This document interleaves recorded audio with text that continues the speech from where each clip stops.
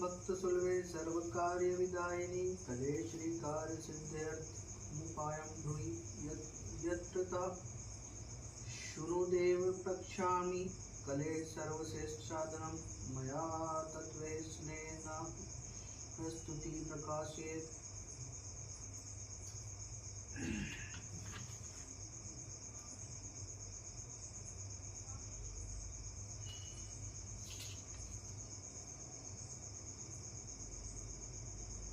यानी नामानि चेतानि देवी भगति शीसा बलादा प्रश्न मोहाय महामाया प्रक्षति दुर्गे स्मृतार्षि भीतिशे जयन्तो स्वस्थे स्मृता मतिमतीव शुभा ददासि दारिद्र्य दुख हारिणी का त्वदन्या सर्वोपकारणकाराय सर्वदरिचिता सर्वमंगल मांगल्ये शिवे सर्वार्थ साधिके शरण्ये त्र्यंबके गौरी नारायणी नमोस्तुते। शरणागत दीनार्तथाय परितापरायणे सर्वस्त्रातिहरे देवी नारायणी नमोस्तुते। सर्वस्वरूपे सर्वशे सर्वशक्ति समन्विते भयेस्त्रायि नो देवी दुर्गे देवी नमोस्तुते। शिवजी बोले, हे देवी, तुम भक्तों के लिए सुलभ हो और समस्त कर्मों का विधान करने वाली हो। कलयुग में कामनाओं की सिद्धि हेतु यदि कोई उपाय हो तो उसे अपनी वाणी द्वारा बताइए, व्यक्त करें। देवी ने कहा, हे देव, आपको मेरे ऊपर बहुत स्नेह है। कलयुग में समस्त कामनाओं को सिद्ध करने वाला जो साधन है वह बतलाती हूँ, सुनो। इसका नाम है अम्बा स्तुति।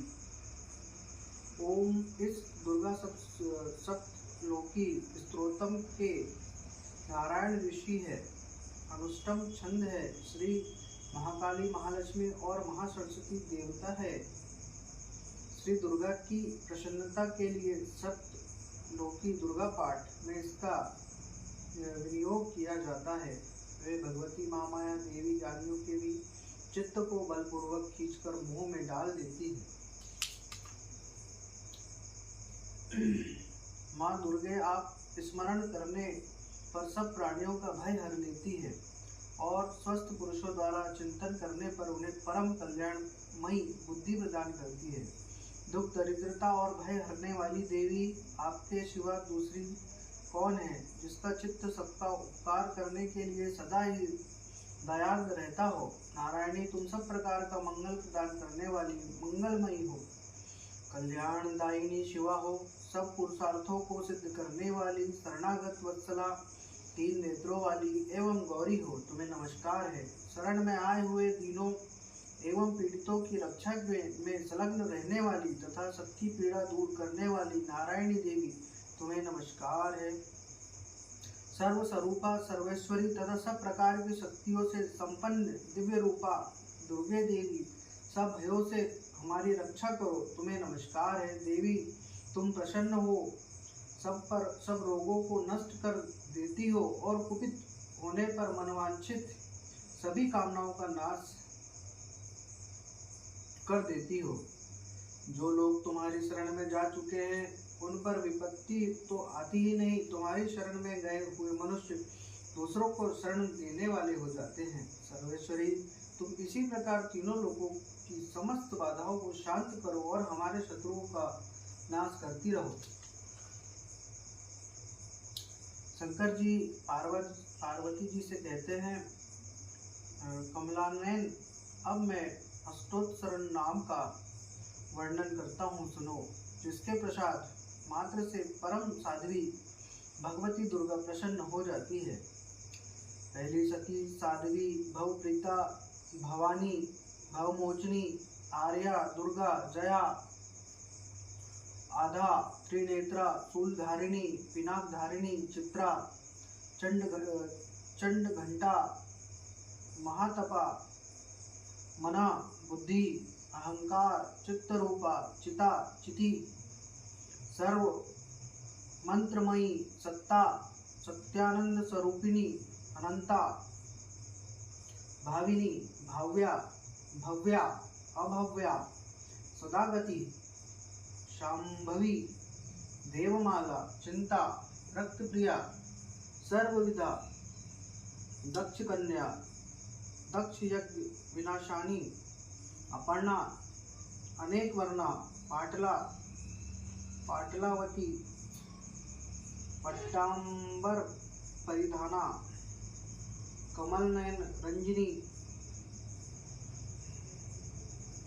अमेय विक्रमा, क्रूरा, सुंदरी, सुर सुंदरी, वन दुर्गा, मातंगी, मातंग मुनि पूजिता, ब्राह्मी, महेश्वरी, ऐन्द्री, कौमारी, वैष्णवी, चामुंडा, वारवी, लक्ष्मी, पुरुषाकृति, विमला, उत्कर्षिणी, ज्ञाना, क्रिया, नित्या, बुद्धिदा, बहुला, बहुल, प्रेमा, सर्ववाहन वाहना, निशुंभ शुंभ हनि, महिषासुर मर्दिनी, मधुकैटभ हनि, चंडमुंड विनाशिनी, सर्वसुरा विनाशा, सर्व दानव घातिनी, सर्वशास्त्रमयी, सत्या, सर्व शस्त्रधारिणी, अनेक शस्त्रधारिणी, कुमारी, एक कन्या, कौमारी, युवती, यति, अप्रौढ़ा, प्रौढ़ा, वृद्ध माता, बलप्रदा, महोदरी, मुक्तकेशी, घोर रूपा, महाबला, अग्निज्वाला, रौद्रमुखी, कालरात्रि, तपस्विनी, नारायणी, भद्रकाली, विष्णुमाया, जलोदरी, शिवदूती, कराली, अनंता, परमेश्वरी, कात्यायनी, सावित्री, प्रत्यक्षा, ब्रह्मवादिनी, देवी पार्वती जो प्रतिदिन दुर्गा जी के इस अष्टोत्तर नामक का पाठ करता है उसके लिए तीनों लोक में कुछ भी असाध्य नहीं है। वह धन धान्य पुत्र स्त्री घोड़ा आदि धर्म आदि 4 पुरुषार्थ तथा अंत में सनातन मुक्ति भी प्राप्त कर लेता है। कुमारी का पूजन और देवी सुरेश्वरी का ध्यान करके पराभक्ति के साथ उसका पूजन करे, फिर अष्टोत्तर नाम का पाठ आरंभ करे। देवी जो ऐसा करते हैं उन्हें सब श्रेष्ठ देवताओं से भी सिद्धि प्राप्त होती है।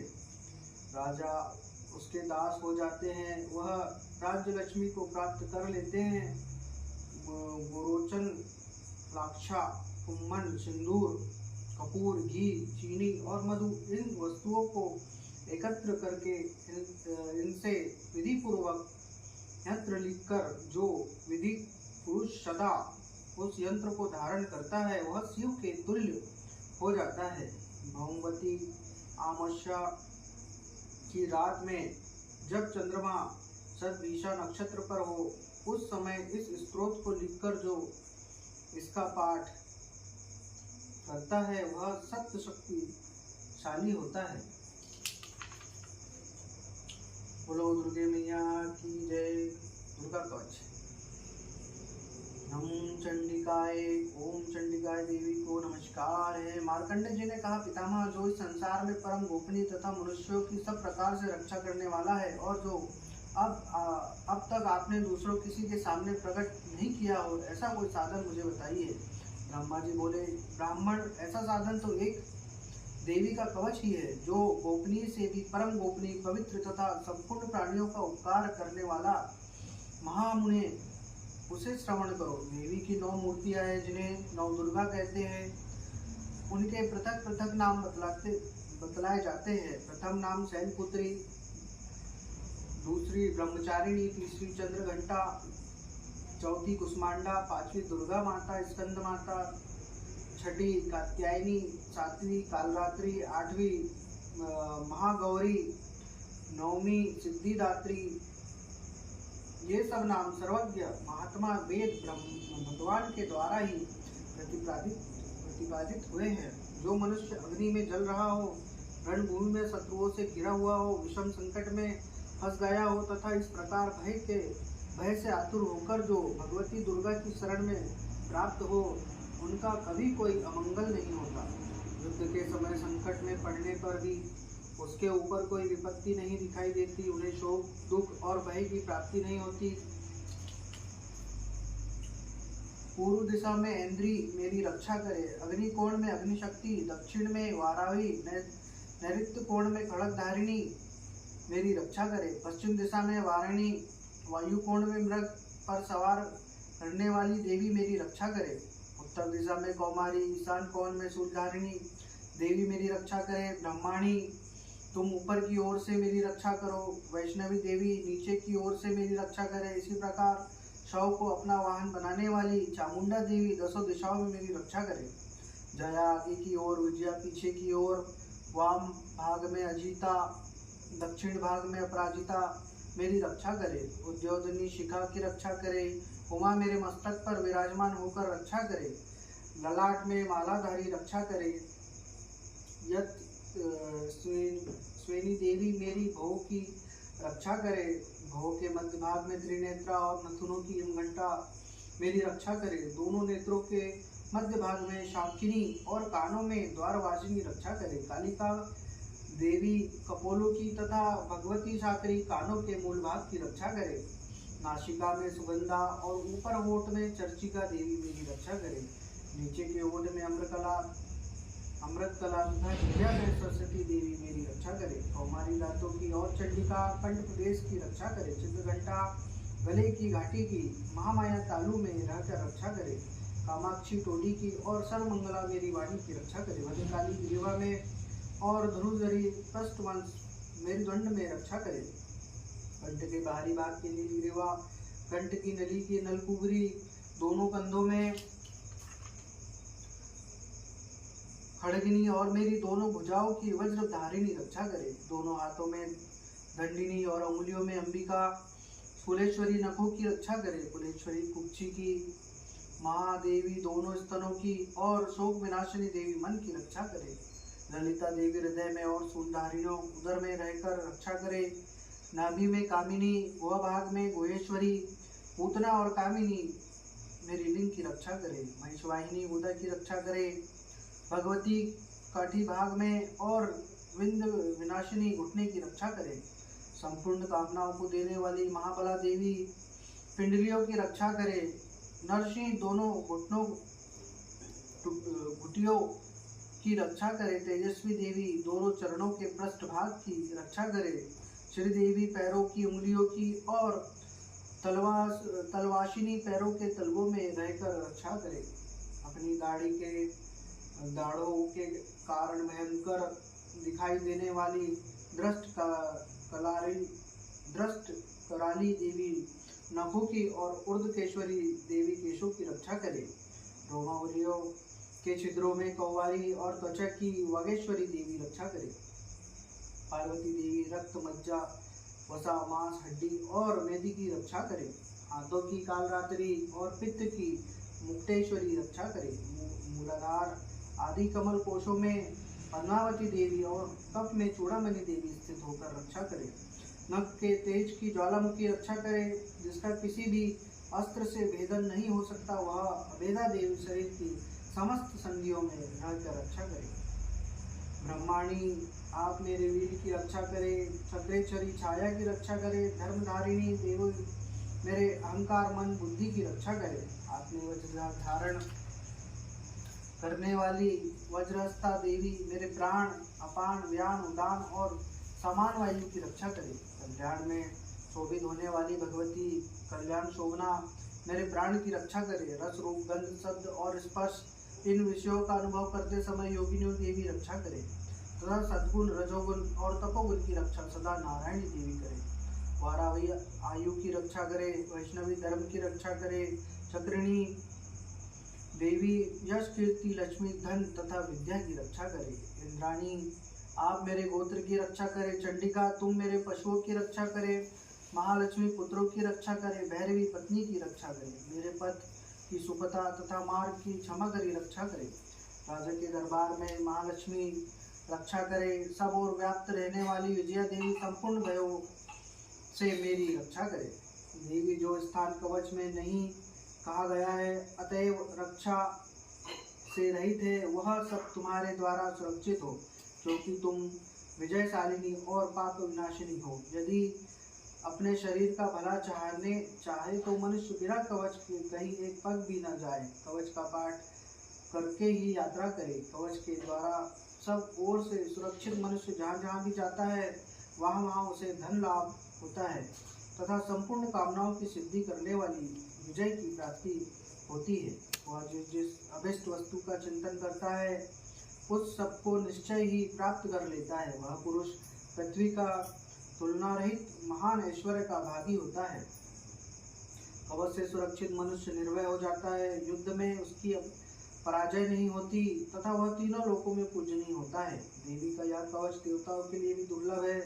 जो प्रतिदिन नियम पूर्वक तीनों संध्याओं के समय श्रद्धा के साथ इसका पाठ करता है, उसे देवी कला प्राप्त होती है तथा वह तीनों लोकों में कहीं भी पराजित नहीं होता। इतना ही नहीं, वह अकाल मृत्यु से रहित हो 100 वर्ष तक अधिक वह जीवित रहता है। मकड़ी, चेचक और कोढ़ी आदि संपूर्ण व्याधियां नष्ट हो जाती है। कनेर, भाग, अफीम, धतूरा आदि विष, सांप और बिच्छू आदि के काटने से चढ़ा हुआ जख्म विष और संयोग आदि सब बनने वाले कृत्रिम विष, सभी प्रकार के विष दूर हो जाते हैं, उनका कोई असर नहीं होता। इस पृथ्वी पर मारण, मोहन आदि जितने अभिचारक प्रयोग होते हैं तथा इस प्रकार से जितने मंत्र यंत्र होते हैं, वे सब इस कवच को हृदय में धारण कर लेने पर उस मनुष्य को देखते ही नष्ट हो जाते हैं। यही पृथ्वी पर विचरने वाले ग्राम देवता, आकाशचारी देवता, देव विशेष, जल में संबंध से प्रकट होने वाले गण, उपदेश मात्र से सिद्ध होने वाले निम्न कोटि के देवता, अपने जन्म के साथ प्रकट होने वाले देवता, कुल देवता, माला, डाकिनी, शाकिनी, अंतरिक्ष में विचरने वाली अत्यंत बलवती भयानक डाकिनियां, ग्रह, भूत, पिशाच, यक्ष, गंधर्व, राक्षस, ब्रह्म राक्षस, बेताल, कुष्मांड और भैरव आदि अनिष्टकारक देवता भी हृदय में कवच धारण किए हुए करने पर उस मनुष्य को देखते ही भाग जाते हैं। कवचधारी पुरुष को राजक से सम्मान वृद्धि प्राप्त होती है। यह कवच मनुष्य के तेज की वृद्धि करने वाला और उत्तम है। कवच का पाठ करने वाला पुरुष अपनी कीर्ति से विभूषित भूतल पर अपने सुयश के साथ वृद्धि को प्राप्त होता है। जो पहले कवच का पाठ करके उसके बाद सप्तशती चंडी का पाठ करता है, उसकी जब तक वन, पर्वत और कारण आदि सहित यह पृथ्वी टिकी रहती है, तब तक क्या पुत्र पौत्र आदि संतान परंपरा बनी रहती है। फिर देह का अंत होने पर वह पुरुष भगवती महामाया के प्रसाद से उस नित्य परम पद को प्राप्त होता है, जो देवताओं के लिए भी दुर्लभ है। वह सुंदर दिव्य रूप धारण करता है और कल्याणमय शिव के साथ आनंद का भागी होता है। करो दुर्गे मैया की जय। लोटस पानी देना नहीं, ये बॉटल दे दे। ओम चंडिका देवी को नमस्कार है। मार्कंडे जी कहते हैं, जयंती, मंगला, काली, भद्रकाली, कपालिनी, दुर्गा, क्षमा, शिवा, धात्री, स्वाहा और स्वदा, इन नामों से प्रसिद्ध जगदम्बिका, तुम्हें मेरा नमस्कार हो। देवी चंडिके तुम्हारी जय हो। संपूर्ण प्राणियों की पीड़ा हरने वाली देवी तुम्हारी जय हो। सब में व्याप्त रहने वाली देवी तुम्हारी जय हो। कालरात्रि तुम्हें नमस्कार हो। और मधुकैटभ को मारने वाली तथा ब्रह्मा जी को वरदान देने वाली देवी तुम्हें नमस्कार है। तुम मुझे रूप दो, जय दो, यश दो और काम क्रोध आदि शत्रुओं का नाश करो। महिषासुर का नाश करने वाली तथा भक्तों को सुख देने वाली देवी तुम्हें नमस्कार है। तुम रूप दो, जय दो, यश दो और काम क्रोध आदि शत्रुओं को नाश करो। रक्त बीज का वध और चंडमुंड का विनाश करने वाली देवी तुम मुझे रूप दो, जय दो, यश दो और काम क्रोध आदि शत्रुओं को नाश करो। शुंभ और निशुंभ तथा धूम्रलोचन का मर्दन करने वाली देवी तुम रूप दो, जय दो, यश दो और काम क्रोध आदि शत्रुओं का नाश करो। सबके द्वारा वंदित युगल चरणों वाली तथा संपूर्ण सौभाग्य प्रदान करने वाली देवी तुम मुझे रूप दो, जय दो, यश दो और काम क्रोध आदि शत्रुओं का नाश करो। देवी तुम्हारे रूप और चरित्र अचित्य है। तुम समस्त शत्रुओं का नाश करने वाली हो। तुम मुझे रूप दो, जय दो, यश दो और काम क्रोध आदि शत्रुओं का नाश करो। पापों को दूर करने वाली चंडिके, जो भक्ति पूर्वक तुम्हारे चरणों में सर्वदा मस्तक झुकाते हैं, उन्हें रूप दो, जय दो, यश दो और काम क्रोध आदि शत्रुओं को नाश करो। रोगों का नाश करने वाली चंडिके, जो भक्ति पूर्वक तुम्हारी स्तुति करते हैं, उन्हें तुम रूप दो, जय दो, यश दो और काम क्रोध आदि शत्रुओं का नाश करो। चंडिके, इस संसार में जो भक्ति पूर्वक तुम्हारी पूजा करते हैं, उन्हें तुम रूप दो, जय दो, यश दो और काम क्रोध आदि शत्रु को नाश करो। मुझे सौभाग्य दो, आरोग्य दो, परम सुख दो। तुम रूप दो, जय दो, यश दो और काम क्रोध आदि शत्रु का नाश करो। जो मुझसे द्वेष रखते हैं उनका नाश और मेरे बल की वृद्धि करो। तुम मुझे रूप दो, जय दो, यश दो और काम क्रोध आदि शत्रुओं का नाश करो। देवी मेरा कल्याण करो, मुझे उत्तम संपत्ति प्रदान करो। तुम रूप दो, जय दो, यश दो और काम क्रोध आदि शत्रुओं का नाश करो। अंबिके, देवता और असुर दोनों ही अपने माथे के मुकुट की मणियों को तुम्हारे चरणों पर घिसते रहते हैं। तुम उन्हें रूप दो, जय दो, यश दो और काम क्रोध आदि शत्रुओं को नाश करो। तुम अपने भक्तजन को विद्वान, यशस्वी और लक्ष्मीवान बनाओ तथा तुम रूप दो, जय दो, यश दो और काम क्रोध आदि शत्रुओं को नाश करो। प्रचंड दैत्यों के दर्प का दलन करने वाली चंडिके, मुझ शरणागत को तुम रूप दो, जय दो, यश दो और काम क्रोध आदि शत्रुओं का नाश करो। चतुर्मुख ब्रह्मा जी के द्वारा प्रशंसित चार भुजाधारिणी परमेश्वरी, तुम रूप दो, जय दो, यश दो और काम क्रोध आदि शत्रुओं का नाश करो। देवी अंबिके, भगवान विष्णु नित्य निरंतर भक्ति पूर्वक तुम्हारी स्तुति करते रहते हैं। तुम रूप दो, जय दो, यश दो और काम क्रोध आदि शत्रुओं का नाश करो। हिमालय कन्या पार्वती के पति महादेव जी द्वारा प्रशंसित होने वाली परमेश्वरी, तुम मुझे रूप दो, जय दो, यश दो और काम क्रोध आदि शत्रुओं का नाश करो। सचिपति इंद्र के द्वारा सद्भाव से पूजित होने वाली परमेश्वरी, तुम रूप दो, जय दो, यश दो और काम क्रोध आदि शत्रुओं का नाश करो। प्रचंड भूदंडों द्वारा दैत्यों का घमंड चूर करने वाली देवी, तुम मुझे रूप दो, जय दो, यश दो और काम क्रोध आदि शत्रुओं का नाश करो। देवी अंबिके, तुम अपने भक्तजनों का सदा असीम आनंद प्रदान करती रहती हो। तुम मुझे रूप दो, जय दो, यश दो और काम क्रोध आदि शत्रुओं का नाश करो। मन की इच्छा अनुसार चलने वाली मनोहर पत्नी प्रदान करो, जो दुर्गम संसार सागर से तारने वाली तथा उत्तम कुल से उत्पन्न हुई हो। जो मनुष्य इस स्त्रोत का पाठ करके सप्तशती रूपी महास्त्रोत का पाठ करता है, वह सप्तशती की जप संख्या से मिलने वाले श्रेष्ठ फल को प्राप्त होता है। साथ ही वह प्रचुर संपत्ति भी प्राप्त करता है। गुरु दुर्गे मैया की जय।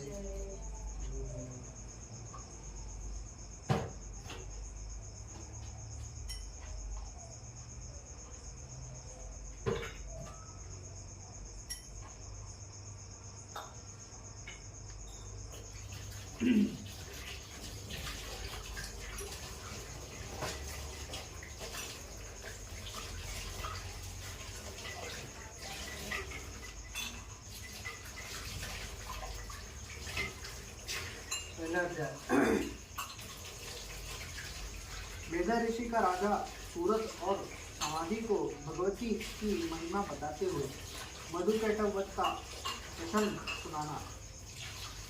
प्रथम चरित्र के ब्रह्मा ऋषि, महाकाली देवता, गायत्री छंद, नंदास्ती, रक्तदंतिका बीज, अग्नि तत्व और ऋग्वेद स्वरूप है। श्री महाकाली देवी देवता की प्रसन्नता के लिए प्रथम चरित्र के जप में विनियोग किया जाता है।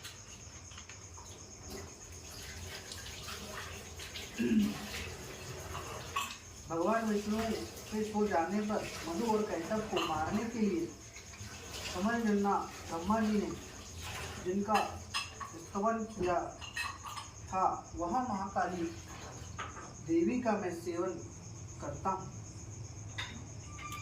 वे अपने 10 हाथों में खड़ग, चक्र, गदा, बाण, धनुष, परिघ, शूल, मस्तक और शंख धारण करती है। उनके तीनों नेत्र है। वे समस्त अंगों में दिव्य आभूषणों से विभूषित है। उनके शरीर की कांति नीलमयी के समान और तथा वे 10 मुख और 10 पैरों से युक्त है। मार्कंडेय जी बोले, सूर्य के पुत्र सावर्णी, जो 8वें मनु कहे जाते हैं, उनकी उत्पत्ति की कथा विस्तार पूर्वक कहता हूँ, सुनो। सूर्य कुमार महाभान सावर्णी भगवती महामाया के अनुग्रह से जिस प्रकार मनवंतर के स्वामी हुए, वह प्रसंग सुनाता हूँ। पूर्व काल की बात है। स्वरोचित मनवंतर में सूरत नाम के एक राजा थे, जो चैत्र वंश में उत्पन्न हुए, उनका समस्त भूमंडल पर अधिकार था। वे प्रजा का अपने और पुत्रों की भांति धर्म पूर्वक पालन करते थे। तो भी उस समय पुरा विध्वंसी नाम के क्षत्रिय उनके शत्रु हो गए। राजा सूरत की दंड नीति बड़ी प्रबल थी। उनका शत्रुओं के साथ संग्राम हुआ। यद्यपि पुरा विध्वंसी संख्या में कम थे, तो भी राजा सूरत युद्ध में उससे परास्त हो गए। तब वे युद्ध भूमि से अपने नगर को लौट आए और केवल अपने देश के राजा होकर रह गए। समूची पृथ्वी पर अब उनका अधिकार जाता रहा, किंतु वहाँ भी उन प्रबल शत्रुओं से ने उस समय महाभार राजा सूरत पर आक्रमण कर दिया। राजा का बल तीनों में चला था, इसलिए उनके दुष्ट बलवान एवं दुरात्मा मंत्रियों ने वहाँ उनकी राजधानी में भी राष्ट्रीय सेना और खजाने को हथिया दिया। सूरत का प्रभुत्व नष्ट हो चुका था, इसलिए वे शिकार खेलने के बहाने घोड़े पर सवार हो गए। वहाँ से अकेले ही एक घने जंगल में चले गए। वहाँ उन्होंने विप्रवर मेधा ऋषि का आश्रम देखा, जहाँ कितने ही हिंसक जीव परम शांत भाव से रहते थे। मुनि के बहुत से शिष्य उस वन की शोभा बढ़ा रहे थे। वहाँ जो जाने पर मुनि ने उनका सत्कार किया और वे उन मुनिश्रेष्ठ के आश्रम पर इधर उधर विचरते हुए कुछ काल तक रहे। फिर ममता से आप्रस्थित होकर वहाँ इस प्रकार चिंता करने लगे। पूर्व काल में मेरे पूर्वजों ने जिसका पालन किया था, वह नगर आज मुझसे रहित है। पता नहीं मेरे दुराचारी भक्तगण उनकी धर्म पूर्वक रक्षा करते हैं या नहीं। जो सदा मद की वर्षा करने वाला और सूरवीर था, वह मेरा प्रधान आदि अब शत्रुओं के हाथ अधीन होकर न जाने किस भावों को भोगता होगा। जो लोग मेरी कृपा, धन और भोजन पाने के लिए सदा मेरे पीछे पीछे चलते थे, वे निश्चय ही अब दूसरे राजाओं का अनुसरण करते होंगे। उन अपयवी लोगों के द्वारा सदा खर्च होते रहते के कारण अत्यंत कष्ट से जमा हुआ मेरा वह खजाना खाली हो गया होगा। तथा और भी कई बातें राजा सूरज निरंतर सोचते रहते थे। एक दिन उन्होंने वहाँ विप्रवर मेधा के आश्रम में निकट एक वैश्य को देखा और उससे पूछा, भाई तुम कौन हो? यहाँ तुम्हारे आने का क्या कारण है? तुम क्यों शोकग्रस्त और अनमने से दिखाई देते हो? राजा सूरत का यह प्रेम पूर्वक कहा हुआ वचन सुनकर वैश्य ने विनती भाव से उन्हें प्रणाम करके कहा। वैश्य बोले, राजन, मैं धनियों के कुल में उत्पन्न एक वैश्य हूँ। मेरा नाम समाधि है। मेरे दुष्ट स्त्री पुत्रों ने धन के लोभ से मुझे घर से बाहर निकाल दिया। मैं इस समय धन, स्त्री और पुत्रों से वंचित हूँ। मेरा विश्वसनीय बंधुओं ने मेरा ही धन लेकर मुझे दूर कर दिया है, इसीलिए दुखी होकर मैं वन में चला आया हूँ। यहाँ रहकर मैं इसी बात को नहीं जानता कि मेरे पुत्रों की, स्त्री की और स्वजनों की कुशल है या नहीं। इस समय घर में वे कुशल से रहते हैं अथवा उन्हें कोई कष्ट है। वो मेरे पुत्र कैसे हैं? क्या वे सदाचारी है अथवा दुराचारी हो गए? राजा ने पूछा, जिन लोभी स्त्री पुरुष आदि ने धन के कारण तुम्हें घर से निकाल दिया, उसके प्रति तुम्हारे चित्त में इतना स्नेह का बंधन क्यों है? वैश्य बोला, आप मेरे विषय में ऐसी बात कहते हैं, वह सब ठीक है, किंतु क्या करूं, मेरा मन निष्ठुरता नहीं धारण करता। जिन्होंने धन के लोभ में पड़कर पिता के प्रति स्नेह, पति के प्रति प्रेम तथा आत्मीय जनों के प्रति अनुराग को लज्जित दे मुझे घर से निकाल दिया, उन्हीं के प्रति मेरे हृदय में इतना स्नेह है। महात्मा ने गुणहीन बंधुओं के प्रति भी जो मेरा चित्त इस प्रकार प्रेममग्न हो रहा है, यह क्या है? इस बात को मैं जान कर भी नहीं जान पाता। उनके लिए मैं लंबी सांसें ले रहा हूँ और मेरा हृदय अत्यंत दुखित हो रहा है। उन लोगों के प्रेम का सर्वदा अभाव है